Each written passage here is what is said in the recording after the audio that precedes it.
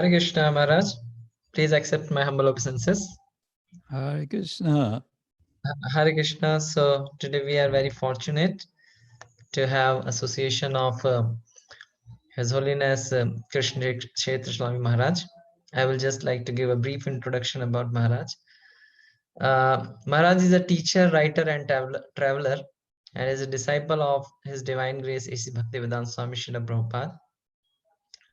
Maharaj got his first initiation in 1972, and over past 50 years he has served ISKCON in various capacities as a DT Worship Minister, Initiating Guru, member of Shastric Advisory Council, lecturer, and more.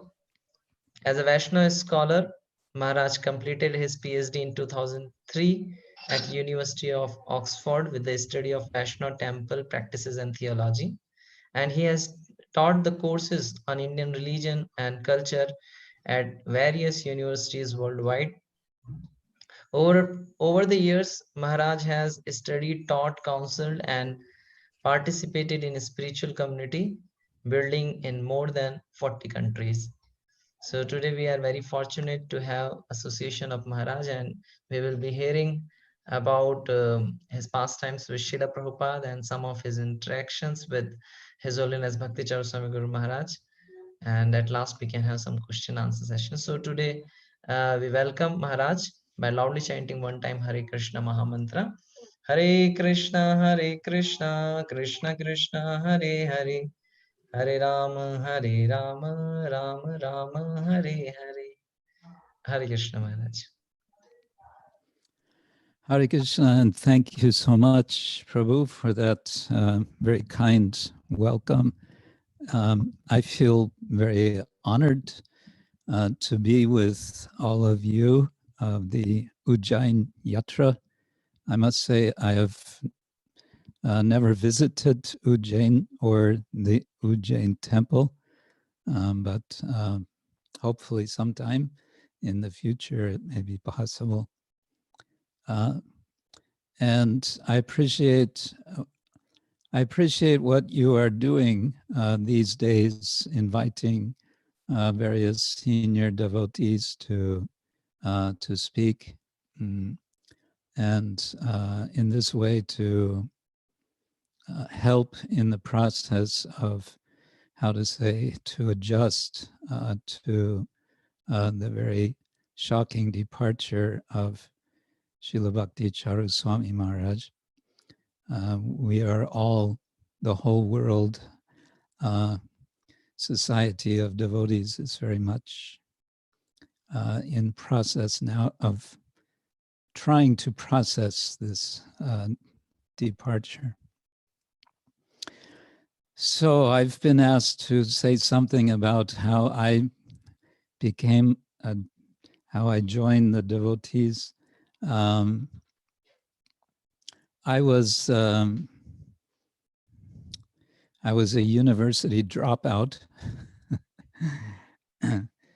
but before that, I met devotees at my university in California, the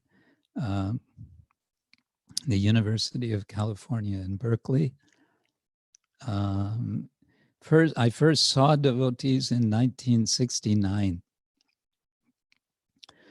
They were making kirtan on the street, just next to the main gate area of the university. And for the next 2 years, I would see the devotees every day, because every day without fail, the devotees would be on that particular spot, chanting the holy name, distributing literature.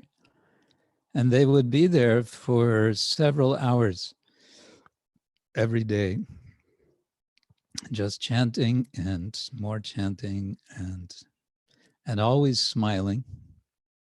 So one could not avoid to experience the devotees. And I thought it was all very interesting and intriguing, and at the same time I thought, well, whatever they're doing, I don't really have so much time for it because I'm a student. And so for those 2 years, I think I received 1 or 2 copies of Back to Godhead magazine. And otherwise, I didn't really pursue to connect with the devotees. But you could not avoid to see them and hear them if you were going to the university. Yeah, kind of a long story, but I decided after 2 years I need a break. And the break that I took from study turned out to be a 23-year break. I left America, I went to Europe, and after some months of sort of aimlessness in Europe, I remembered the devotees. And I thought, maybe it's time to find out more closely what these people are all about, because I always could remember how happy they were. And I could understand that this cannot be an artificial happiness. Of course, in those days, especially where I was going to university, various, shall we say, artificial ways of experiencing some temporary happiness were on offer, all kinds of drugs and so on.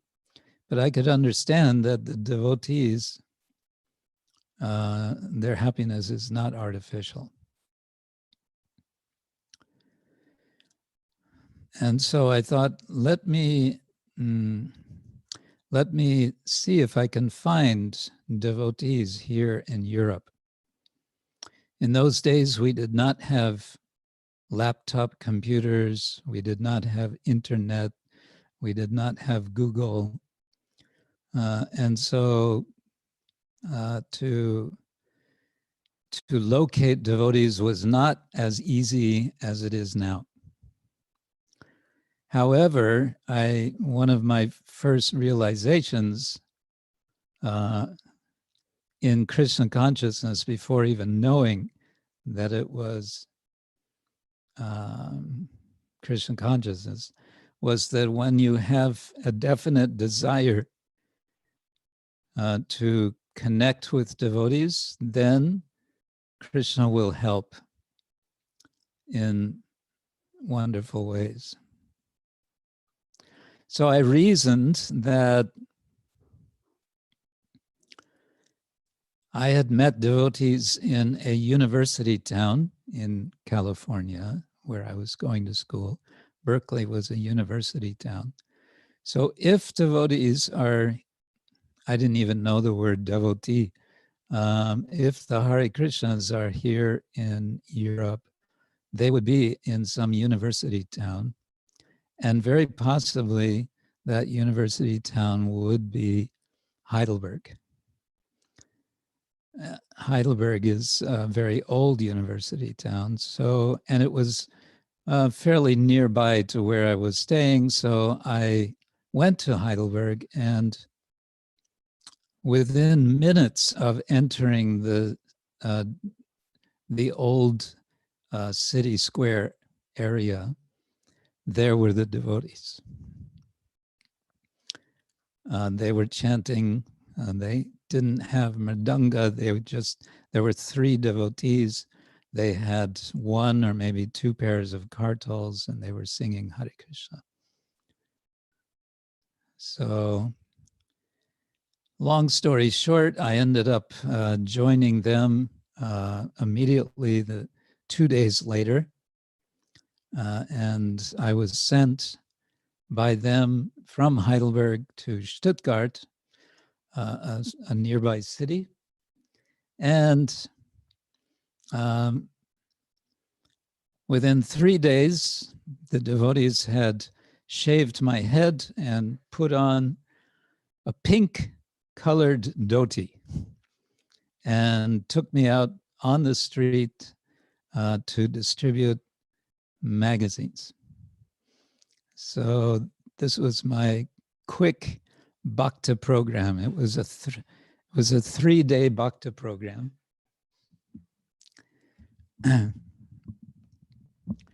And when I first joined them, my idea was I will just stay with these people for 2 or 3 weeks.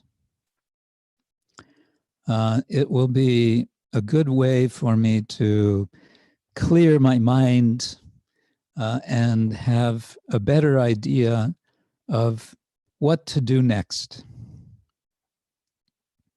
I felt I need to pursue spiritual life, but how to do it? Let me spend 2 or 3 weeks with these people. They're very nice. But after 3 days, I was on the street in a dhoti with a shaved head and a shika.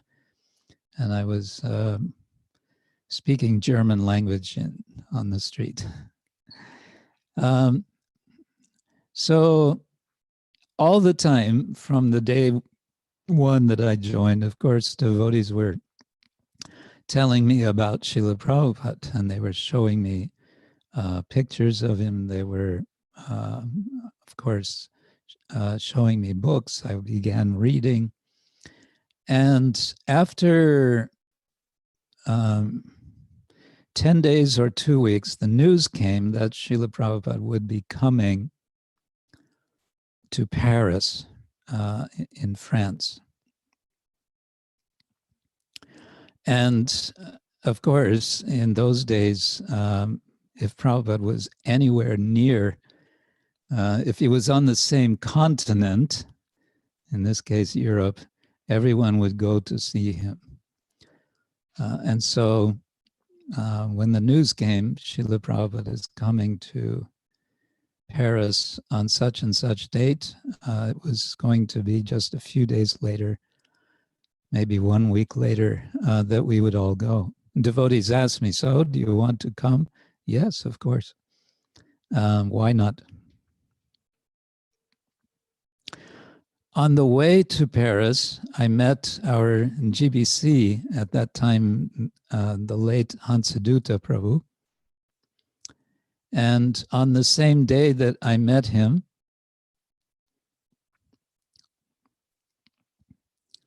he asked me if I would like to be initiated.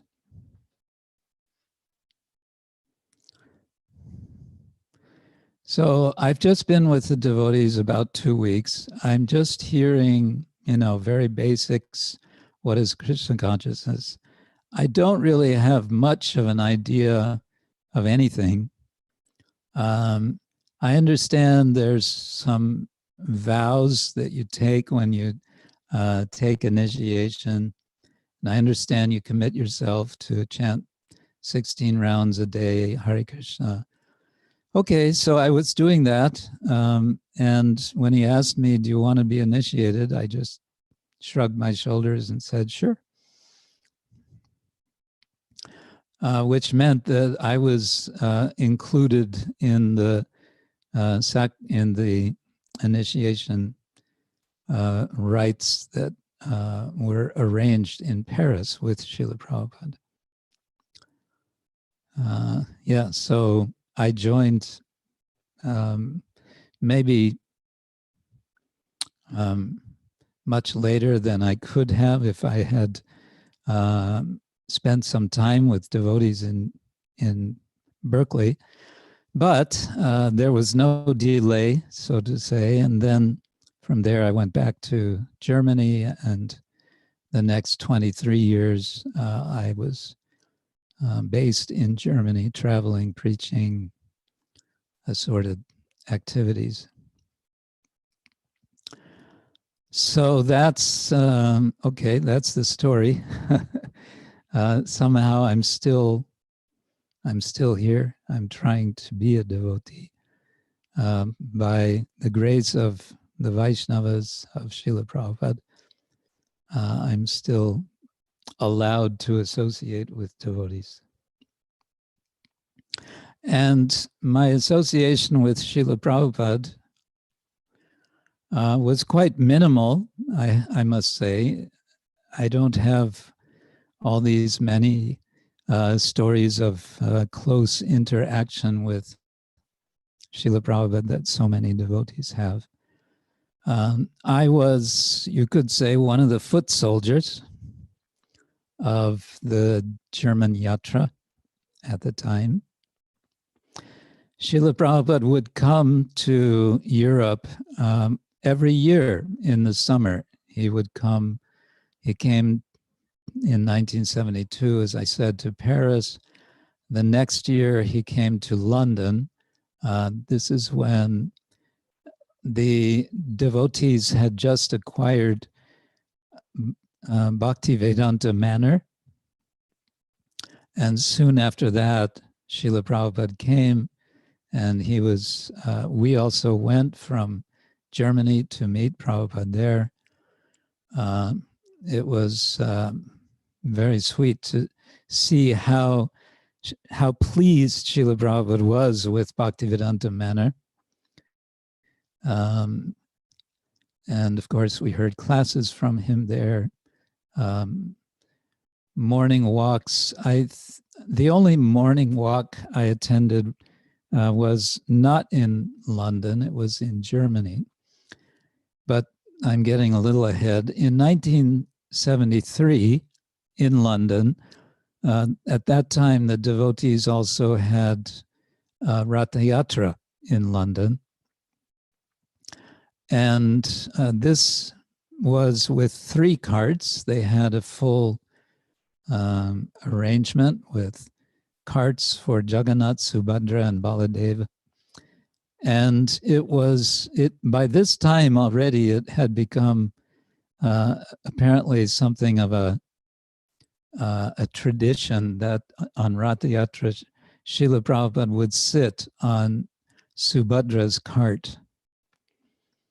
However, in this case, Srila Prabhupada did not sit on the cart. Srila Prabhupada danced in front of the cart of Subhadra. And we all witnessed, he was dancing with hands raised and with tears in his eyes. And this was just such an incredible experience for all of us, including the police. The police were trying to control the crowd, and they were asking, I think it was Shrutakirti Prabhu, to please have the master, calm down and maybe sit on the cart, and this way it would be easier to control the crowd. But Shrutakirti said, "I'm sorry, officer, it's not possible. I can't tell him what to do." There's a few seconds of this in Yadubar Prabhu's film, Hare Krishna, the mantra, and so on, the mantra and the person who founded the Hare Krishna movement. In that film, you'll see a few seconds of that occasion when Srila Prabhupada danced in Ratha Yatra in London. So that was 1973. In 1974, Srila Prabhupada came to Germany. He came to our main center by this time, recently not purchased, but rented. We had a small, what was called a castle, a Schloss, Schloss Rettershof. And Srila Prabhupada came there and also gave at least one public lecture in the nearby town, I recall. And he gave lectures, of course, in the temple. And my particular memory of his lecturing was an evening lecture on Bhagavad Gita, chapter 2, verse 14.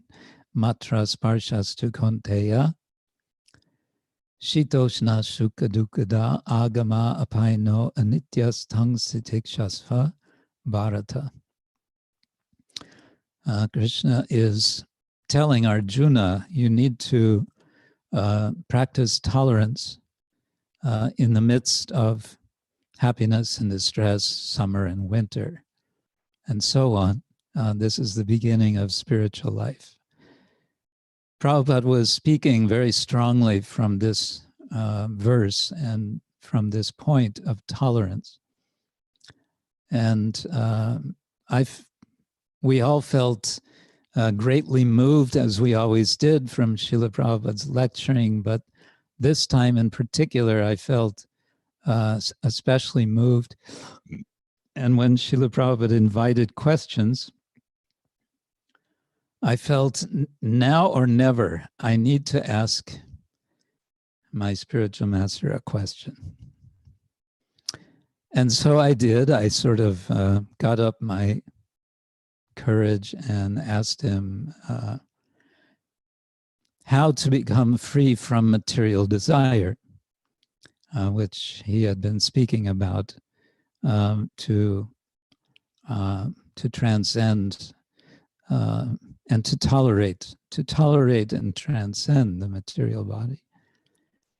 And Srila Prabhupada liked the question. I say he liked it. I'm confident that he liked the question because he spoke for some time in response to the question. And there was a bit of humor at the end of his response because he was summarizing the point he was making, which was that to become free from material desire, we engage in Krishna's service. And how do we do that? There are so many ways to serve Krishna. We can clean the temple for Krishna, we can cook for Krishna, we can distribute books for Krishna. Like this, he was giving a few examples. And the last of the examples that he gave was, you can drive a car for Krishna. At which point all the devotees laughed because they knew that at that time, this was my service. This was, my main service was to drive. In those days, to have a driver's license was somewhat unusual. And so that was my big qualification to be the driver. But what struck me was that how could Srila Prabhupada know that I'm the temple driver? Certainly no one would have informed Prabhupada, Prabhupada, see this brahmachari over here, he's the temple driver. So what? It's very unlikely that anyone said anything, but it seemed like Prabhupada, he knew that.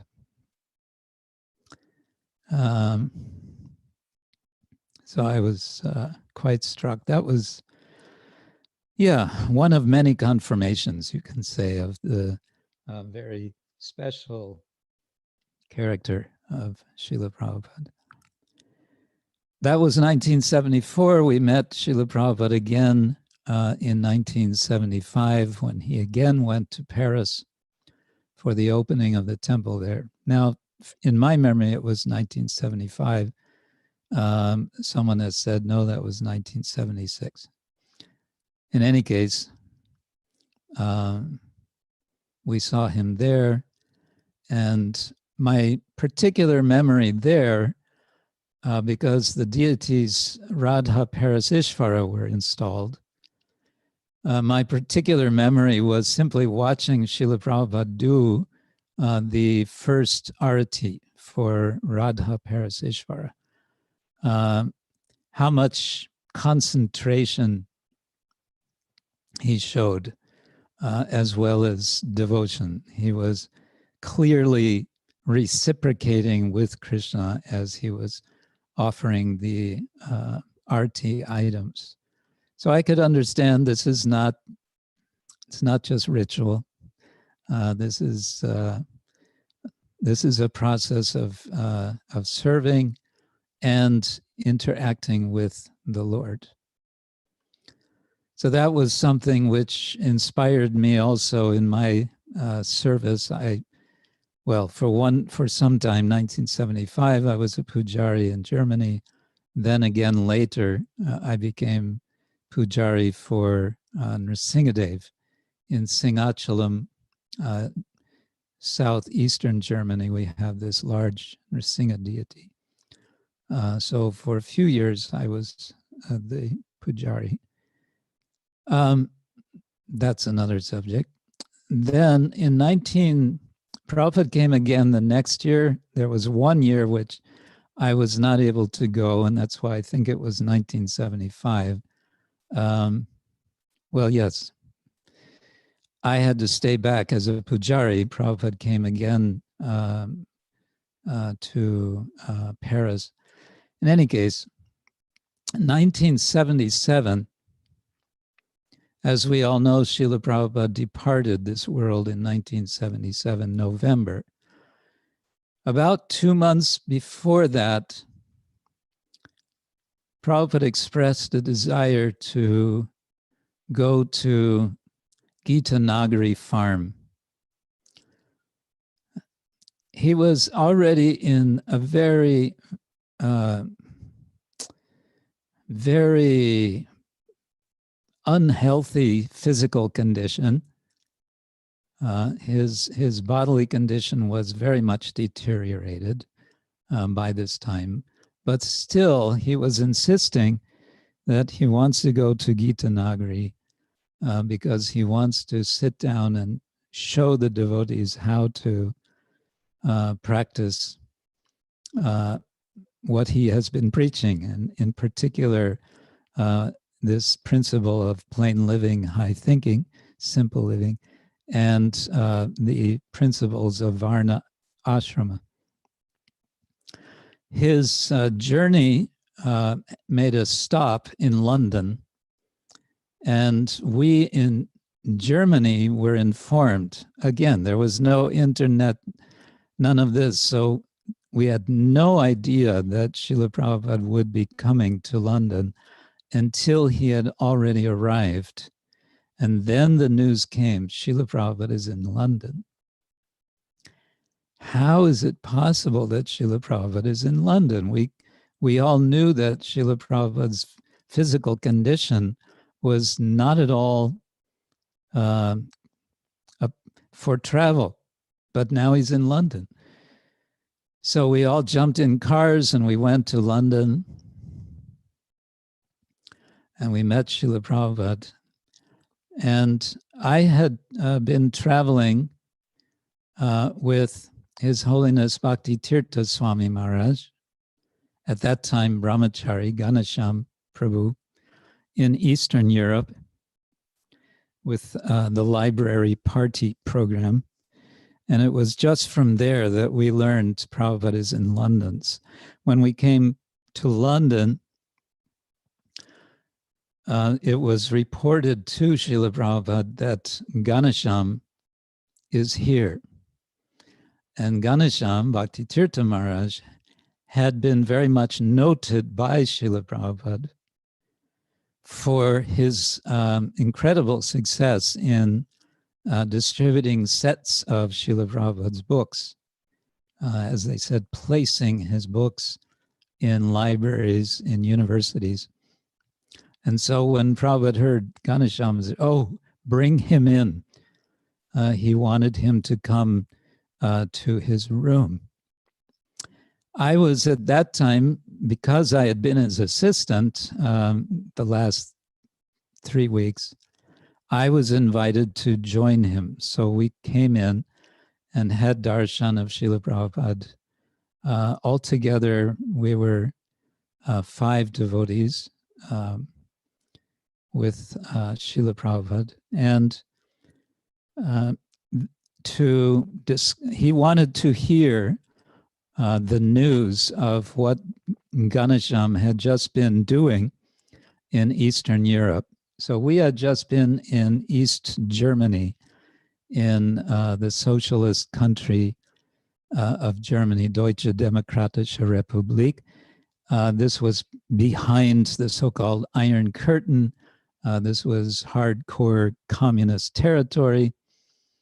Nonetheless, we managed to get in, and we managed to bring one banana box full of books and distribute them along with standing orders.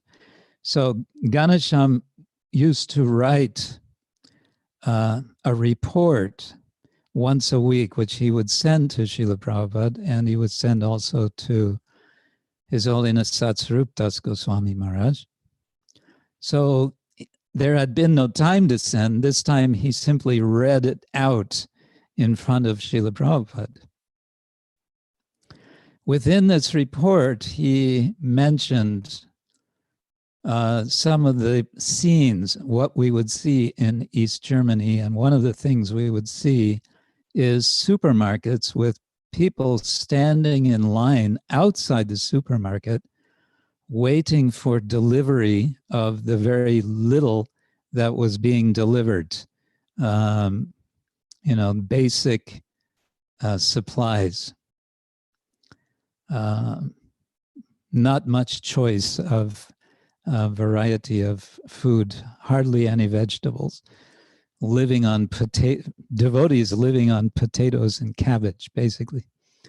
And when Prabhupada heard this about how these people are waiting just to get food, tears came to his eyes.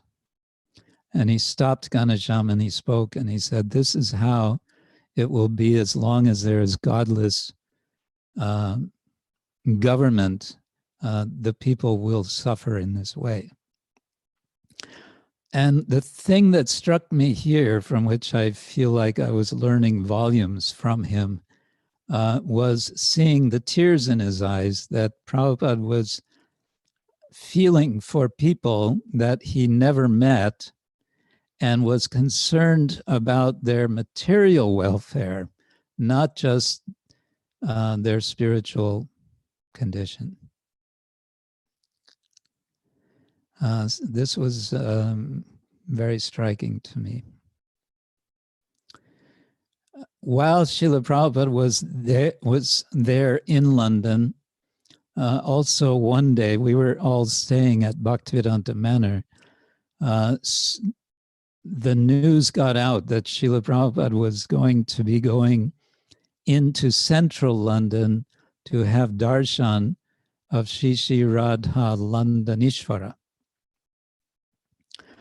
So again, we all jumped in different cars and we drove to central London just to be there.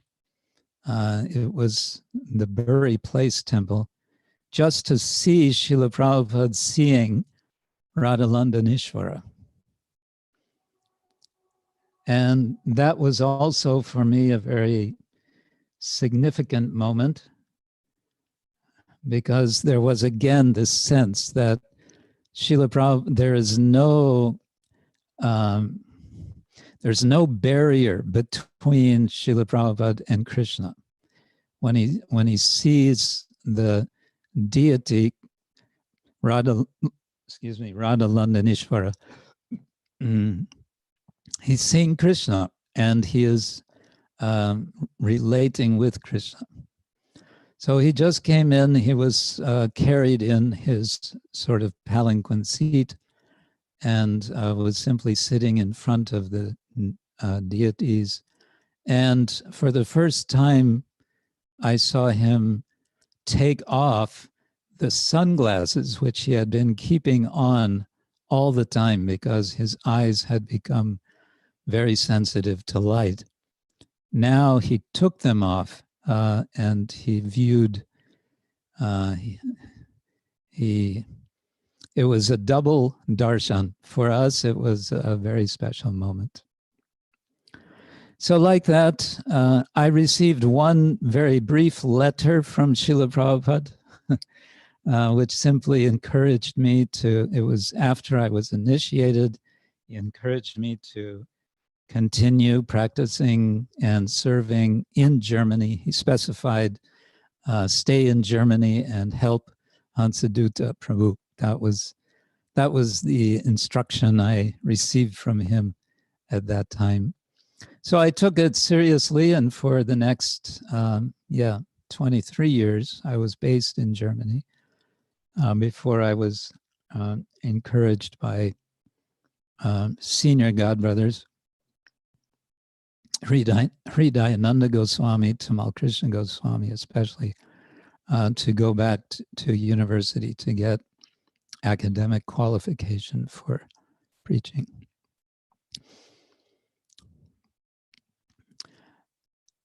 About my interactions with His Holiness Bhakti Charu Swami, I have to say they were rather minimal, unfortunately. In the 1980s, Bhakti Charu Swami Maharaj used to come to Germany. He would come to Europe, and we would have programs. And I always remember that people were so charmed by him. German people are known for being a little bit sort of heavy. The German language is generally considered a rather harsh sounding language. Although when you hear cultured people speak, it's not really like that. But when they would hear Bhakti Charu Swami Maharaj speak, they were just so charmed. This was something different for them. So he would spend time. He enjoyed, as you know, he had studied in Germany, in Hamburg. So he had a certain special feeling for Germany. He also especially liked the company of His Holiness Sachinandan Swami Maharaj, my sannyas guru. And he, of course, later did one of the sort of not impossible, but impossible things. Bhakti Charu Maharaj was one, I believe, who was fully convinced by what Srila Prabhupada said, that the word impossible is a word in a fool's dictionary. When New Mayapur in France was in danger due to its financial situation of being lost. So we all know Bhakti Charu Swami stepped in and made a major fundraising campaign to save New Mayapur. One kind of humorous episode I remember with Bhakti Charu Maharaj in Sweden. I think it must have been some kind of festival we were having there. I don't remember which one it was, I must admit. But it was a good number of devotees, and Srila Bhakti Charu Swami Maharaj was also with us. And as you all know, he is a most expert cook. And what I can say I learned from him and appreciated from him, amongst many things, was his spirit of serving the Vaishnavas. When one day he said, "Today I will cook the feast." And he went in the kitchen. A few of us joined him and helped as best we could. And he made pizza. And again, you probably all know he knows very well how to make pizza. But what struck me was one particular ingredient that he included in the pizza. And that was potato chips. Potato chips which were purchased, not made by the devotees, but were purchased. We took he said, "Get potato chips And so we got bags of potato chips. Said, okay, now he would roll out the pizza dough, and he would say, okay, now crumble up the potato chips and spread them on the dough. You can try this. And then came the tomato sauce and the other ingredients. So that's that's a cooking lesson I always remember from Srila Bhakti Charu Swami Maharaj. And also, at that time, I remember him also explaining to us what is a bona fide Bengali chutney. Again, perhaps you all know, but he said a bona fide Bengali chutney has no chili, only ginger, no chili. Over the years, I would see Bhakti Charu Swami mainly in Mayapur.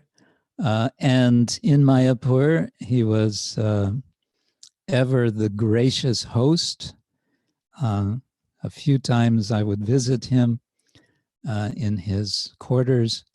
The last time I visited him was for a small gathering, a kind of ceremony related to the ISKCON ministry of cow protection and agriculture, which Bhakti Charu Swami Maharaj was very much supportive of.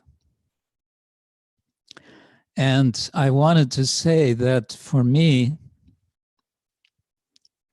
I see a bit of a parallel in the last days of Bhakti Charu Maharaj, the fact that he went to Orlando, and I presume he had gone to Dalang, and that his intention was to be in Dalang, this farm project which he had started, which I visited last September, just very briefly for a few hours. In my mind, this is similar, obviously very different circumstances, but similar to Srila Prabhupada's desire to visit Gita Nagari, that he considered it so important to show that, as Prabhupada would so much say, we need to show this example to the world of living not in the cities, but in the country, depending on Krishna's bounty, Krishna's opulence that he provides, living with the cows. So for me, this is the memory I like to keep in my mind of Srila Bhakti Charu Swami Maharaj.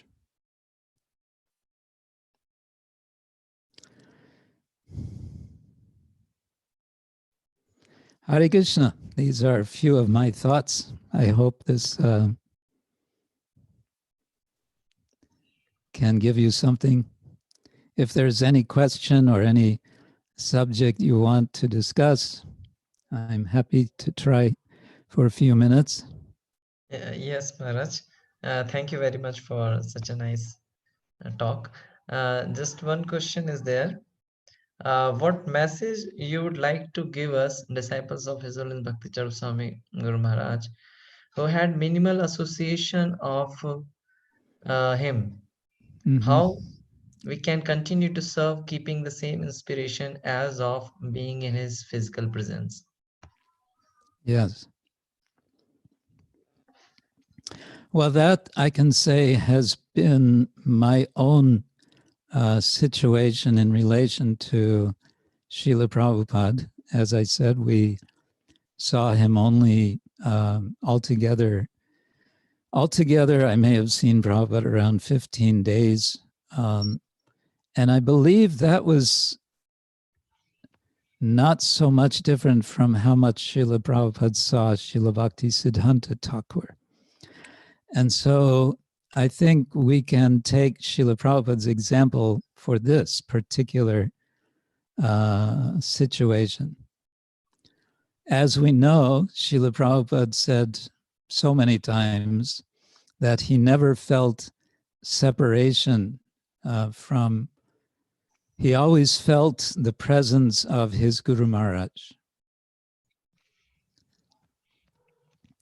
Even though he did not have so much Vapu association. So I think that is our example. And for myself, it has been very much the association of other devotees of Srila Prabhupada's disciples and hearing from devotees who had a lot of association with Srila Prabhupada. That has nourished me. And in a similar way, I would say the same for disciples, followers of Srila Bhakti Charu Swami Maharaj. Just make it a point of getting nourished from devotees who have had close association. And of course, you have so many recordings from his lectures. This is also association. From his writing, you have his association. We have to now make a shift. We understand philosophically that, as we've heard from Srila Prabhupada, that there are the two kinds of association. There's Vani and Vapu, and we understand theoretically at least that the Vani is more important. Now we have to take that to heart. Now we have to understand how this is really the case. It is really the case that the Vani is more important, because the Vani, the speaking, the words, is and can always be with us. And how to make the Vani part of ourselves, I would say what is essential is to be thinking, how can I share that Vani with others? And one of the ways to share that Vani with others is, of course, speaking, but another way is writing. And something which I'm trying to encourage devotees to attempt is to write about their realizations, their experience, their reflections in relation to Krishna consciousness. And I'm encouraging that because that's what Srila Prabhupada wanted.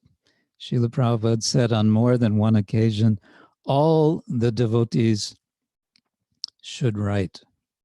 And one of the special things about writing is it's very challenging. You need to really think clearly when you write, because if you don't, what you write will be not readable.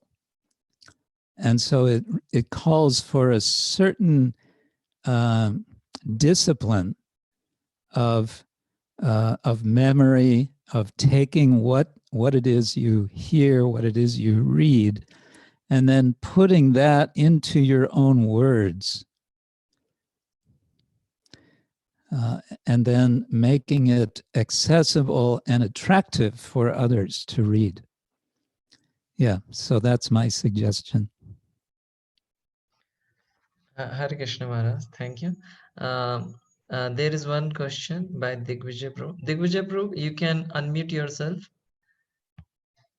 and ask the question. Hare Krishna. Hare Krishna Prabhuji, Dandavad Pranam. Hare Krishna. Pardon. Actually, my question is that actually I have started Krishna consciousness from last 8 years, but actually I have not been initiated till now, and actually I have so much responsibility of Grihastha ashram. So I would like to ask you that can I get initiation, and being as a Grihast, can I serve the Radha Krishna? Uh, Okay. There's certainly no restriction on initiation for Grihastha. Srila Prabhupada himself was initiated as a Grihastha, and our whole tradition is one in which Grihasthas are very much appreciated as preachers. Srila Prabhupada in particular would always point to his householder, his Grihastha disciples, who had been very active in preaching. The three couples, husband-wife couples, who started the temple in London, they were householders.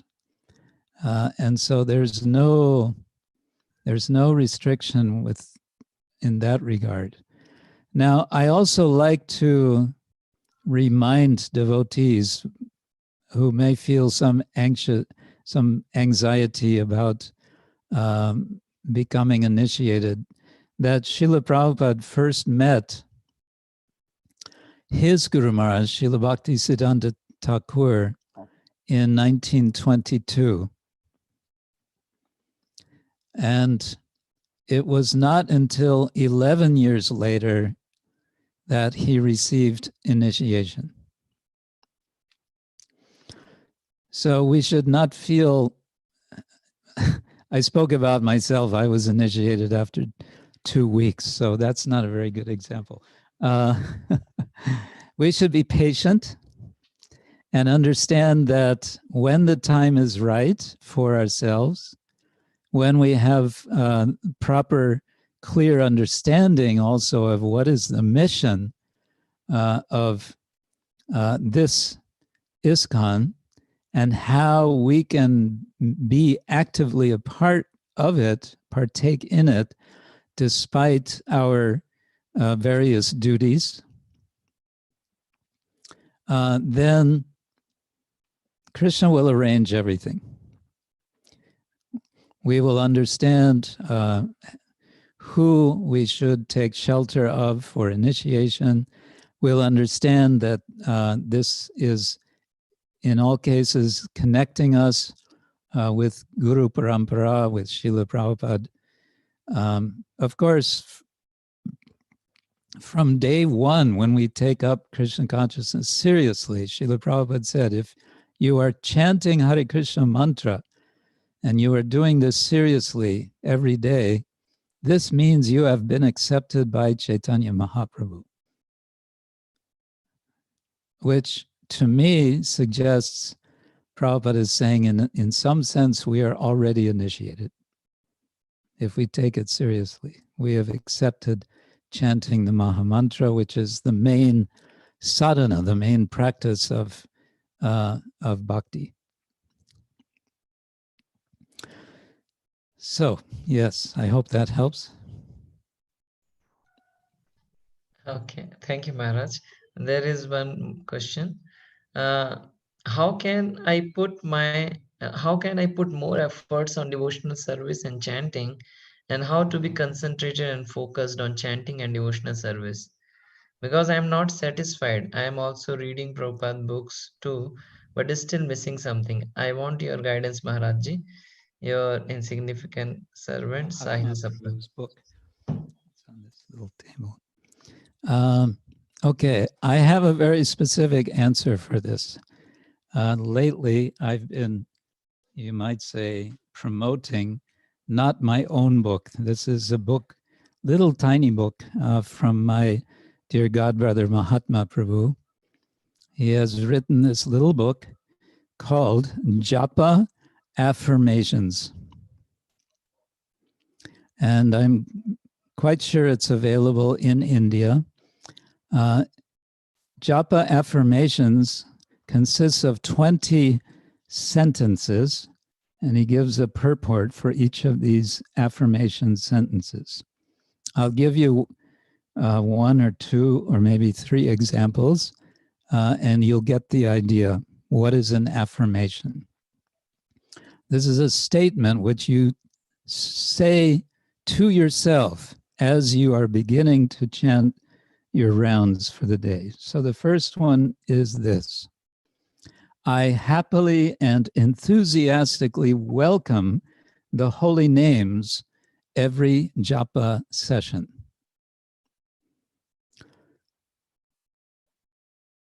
Now, sometimes we may start our japa thinking, oh, now I have to chant japa, it's my duty, this or that. No, we should have this strong positive feeling. I happily, I enthusiastically welcome the holy name. Not only this time, but every time I sit down to chant.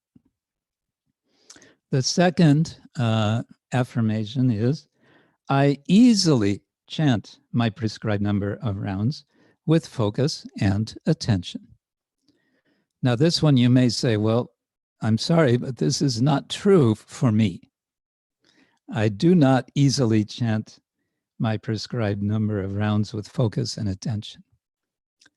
The point here is that by saying to ourselves, as if it's true, it can become true. As if it's true, we say it, and by saying it and thinking it, at some point it can become true. The third one is my favorite. When I chant, I chant.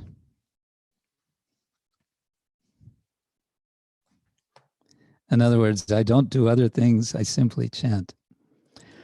There are 20 such affirmations in this little book. So this is my recommendation. Get a copy of this and have it with you as you are beginning your japa session. And this will help you develop the kind of attitude that will facilitate the proper realization of the holy name. There is also a much larger book. There are several books now on japa. There is now one by His Holiness Sachinandan Swami Maharaj.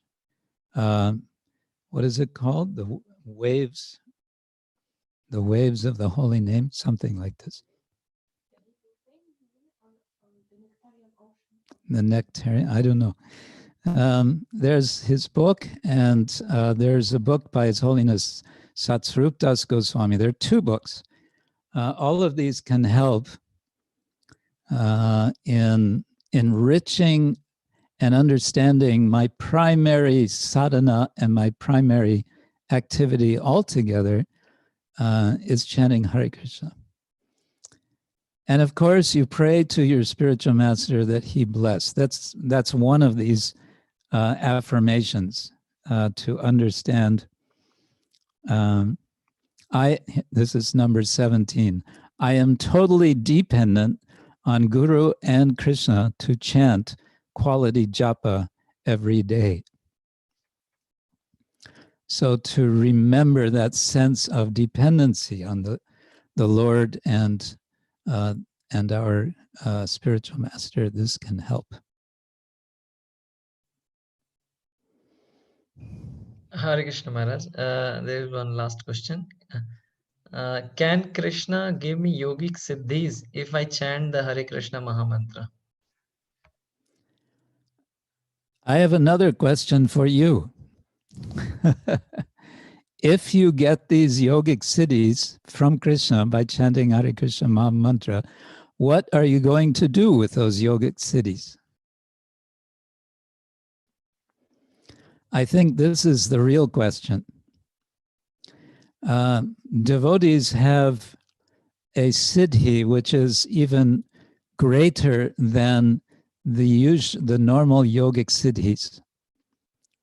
Devotees have the siddhi. Siddhi means perfection.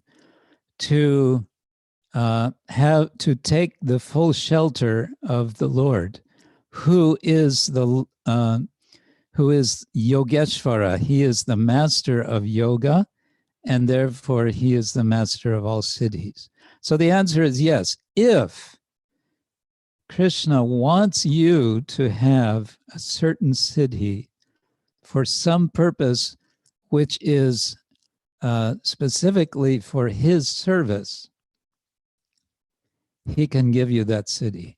But if you want it for yourself, if you want for some whimsical purpose, then you may be disappointed. Hare Krishna Maharaj. There is one comment by His Grace Ramananda Rai Prabhu.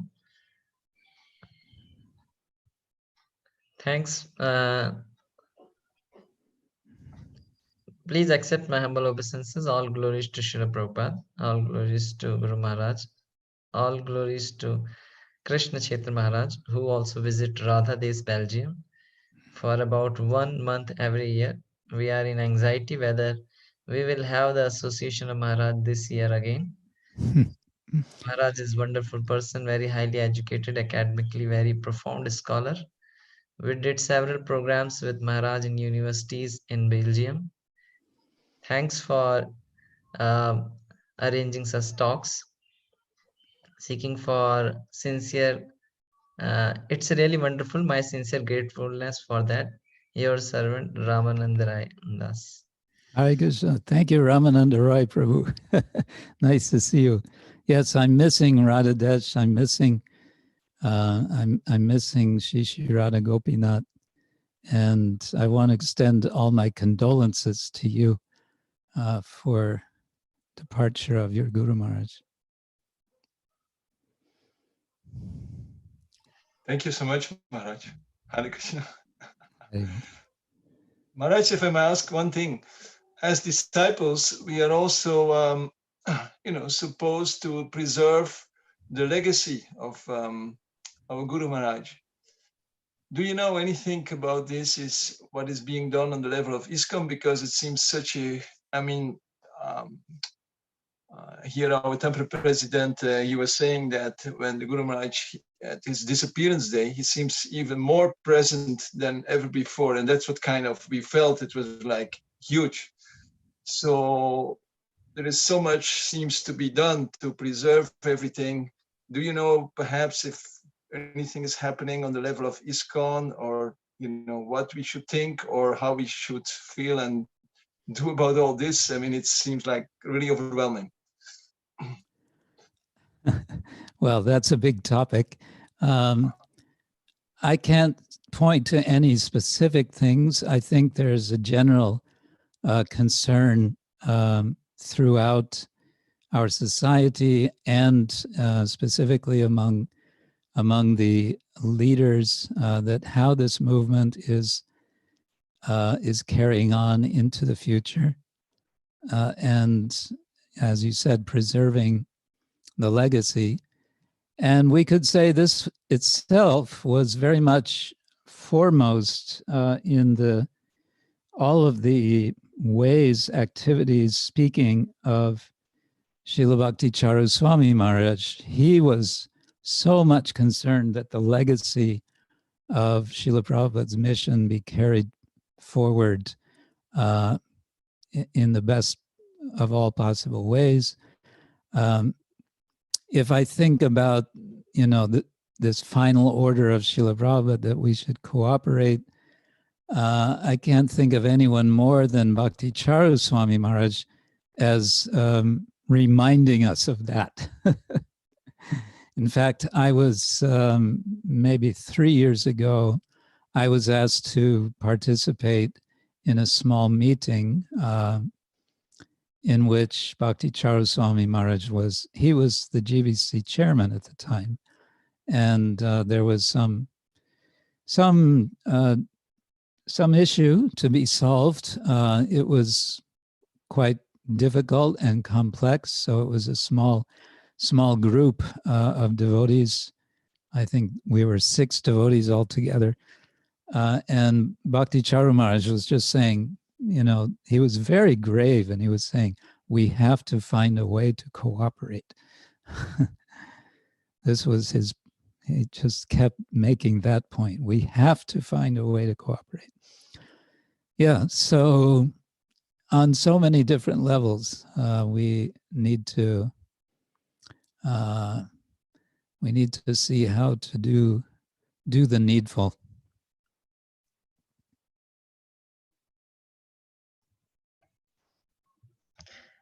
Hare Krishna Maharaj. So we are very thankful to you, and we express our heartfelt gratitude for accepting the invitation and to bless us on this most auspicious day of Ananda Ekadashi. And thank you very much for enlightening us. And you told about how you came to Krishna consciousness and various interactions with Srila Prabhupada. Few of them, like how you was a dropout and met the devotees in California University, and later you caught the devotees at Heidelberg University, and you joined within the 2 days after meeting the devotees, and got initiation within the 2 weeks. And you told about that uh, answer to your question about how we can free from material desire. Prabhupada answered, we should cook, we should distribute books, and at last he told, we can drive a car for Krishna. And you mentioned that how Srila Prabhupada knows everything. Yes. And you told about this Radha Parisheshwar DT installation, how you was attracted by the concentration and devotion of Srila Prabhupada while worshipping the deities, and you could able to see it was a direct reciprocation between the Srila Prabhupada and Lordships. And then you told about how Srila Prabhupada came to during the last months of his departure, he wanted to go to Gita Nagari, and you related it with how Bhakti Charu Swami Guru Maharaj had the same desire to go to Orlando, D-Land. And you told about your interactions with His Holiness Bhakti Charu Swami Guru Maharaj, and how his presentation was so nice that he used to charm even the Germans who are very difficult to who are very hard. And then you told about that how Bhakti Charu Swami Maharaj was so much he was one who was fully convinced about Srila Prabhupada's words that a word impossible exists in Fool's dictionary, and you quoted the pastime of this New Mayapur, saving of New Mayapur. You told about humorous event at Sweden, that pizza feast with a special flavor of potato chips, and how he taught Bengali chutney. He taught to make the real Bengali chutney with no chilies, only ginger. And you told about that how just by accepting the day we accept the chanting of the holy name of the Lord uh, means we have been initiated in the parampara of Sri Chaitanya Mahaprabhu. Thanks, Maharaj, for giving your such a wonderful association. We beg for your blessings so that we can apply and follow these teachings and become a loyal servant of Srila Prabhupada and continue to serve in ISKCON throughout our life. We look forward to have your association at Ujjain also. This is one of the important project of Guru Maharaj. So we seek for your association at Ujjain. Hare Krishna. Thank you so much. It's we been my privilege to be with you, and I do look forward someday to visiting Ujjain and meeting you all there. Yes. So we should express our heartfelt gratitude by loudly chanting one time Hare Krishna Maha Mantra. Hare Krishna, Krishna Krishna, Hare Hare, Hare Rama, Rama Rama, Hare Hare. Hare Krishna. Gaur Premanande. Hare Hare. Srila Prabhupada ki jai. Srila Bhakti Charu Swami Maharaj ki jai. Ujjain Yatra ki jai. Gaur Premanande. His Holiness Jai. Krishna Kshetra Swami Maharaj ki jai.